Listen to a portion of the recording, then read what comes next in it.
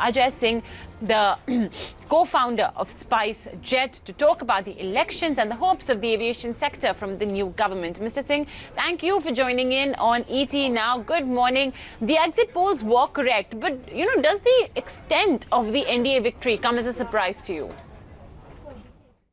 No, absolutely. I think it's a huge victory for India and its people. I think to have a strong and stable government for the next 5 years is a great boon, and I think will really help in building a strong, proud, prosperous India. So I think it's wonderful news for everybody. Okay, so I mean, we're all in all likelihood going to see a shuffle in key cabinet posts this time, albeit with BJP's own trusted names. What is your expectation of who will be on the top brass in the cabinet?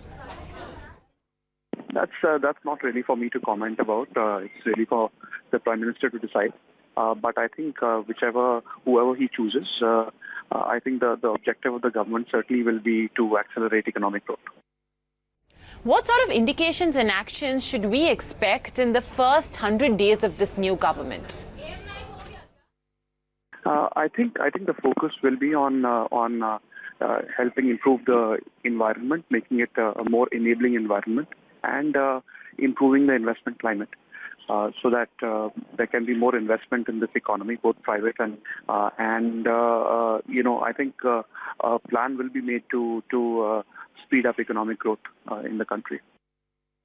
The first half of 2019 has been soft. So do you think this year is going to be a dull one, and that perhaps hope will be only beyond this year for the aviation sector? We should not really be looking at just the short term. We need to make sure that we put take steps that help us accelerate growth over the next few years. I think just to look at the next quarter or the next 2 quarters probably is not wise, because some of this will obviously also depend upon what happens to oil and what happens to other geopolitical factors. But I think in the long run, we need to be aiming for a $5 trillion economy, as the NDA manifesto has said. And to make that a reality, we need to be growing at 10% a year for the next 10 years. For that to happen, let's not look at just the next quarter or the quarter after the next one. But in the long term, we need to take steps to make sure that we have created infrastructure enough for that large economy, as well as we made it much easier and created a much more enabling environment to make that a reality. So what will be the key priorities for the government now? I mean, I know you mentioned improving the investment climate, but is private sector capex revival as well among the top few things that the government must work on? I think the priorities, I think the top priority has to be job creation. And job creation will happen when the economy grows. This will need both private sector investment as well as public sector investment. We need to get the private sector to start to invest again. We need to get the banks to start lending again. We need to create a much better environment for businesses to thrive. There are certain tailwinds, like you said, with the current dispute between the US and China. I think there are opportunities for India, and we must take those opportunities forward. So I think there are certain tailwinds. We need to take advantage of those.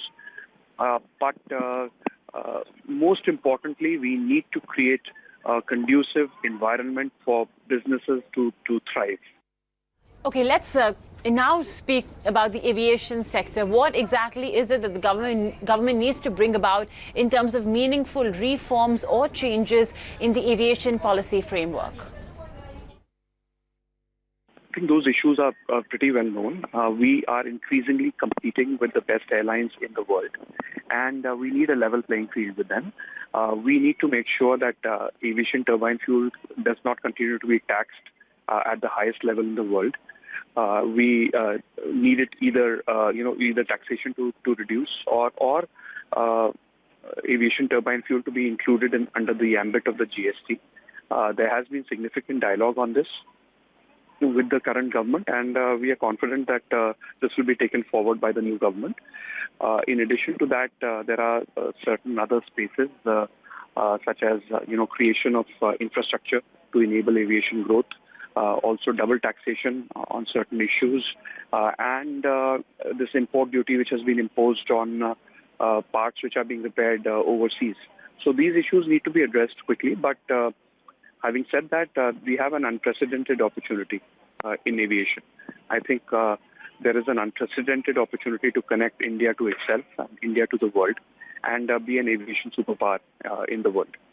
So I hope that the government will act quickly to free us from these old regulations and enable quick growth in the sector, because this sector can bring in a lot of employment, help boost economies of states, and help boost tourism as well.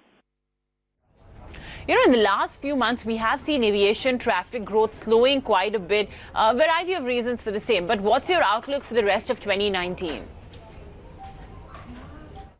I think these are temporary phenomena.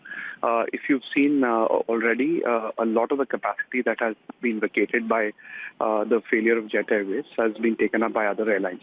And you will see growth coming back because the underlying demand remains extremely strong. In terms of the fuel, that also seems to be moderating just a little bit. So we hope that aviation will pick up pace again and start to grow again. So I think, in fact, if you've seen over the month of May, we've already started to reverse some of the trends of April, and we will see great growth in aviation. There's no question about that, because only 3% of Indians fly today, and that number is bound to increase. More and more people are coming, shifting from trains and other modes of transport into flying. So there is great potential in the sector, and as you open up new airports and new destinations, you find that there is so much pent-up demand there. So I'm very hopeful that the sector will continue to do well, and especially if we can address some of those structural issues, there are many years of good growth ahead of us. All right, Mr. Singh, thank you for joining in, sparing time out for this interview. And yes, of course, it's all about Modi 2.0. The first actions and indications he is going to give out in the first 100 days will set the tone for the rest of his journey as Prime Minister as well.